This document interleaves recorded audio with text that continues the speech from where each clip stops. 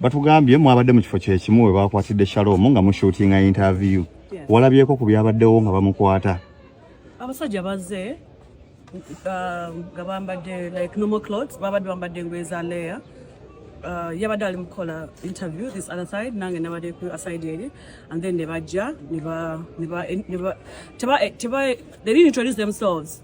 Neba mugamba you under arrest, then neba mpita where I was, then nabadde neba mpita nezja nembabuuza kye kigenda maaso. So we nababuuziza, one of them, the giant guy, nampa esimu nangamba yogera ne council. Nekwira council nemubuuza kiki lwaki Shalom bali mumutwala, nangamba Shalom abimanyi, nemugamba tabimanyi cause singa badde abimanyi abadde yali badde agenda bulungi. Nagamba kesi agimanyi nebandaga reference ku simu nga kuliko cyber harassment. Yeah.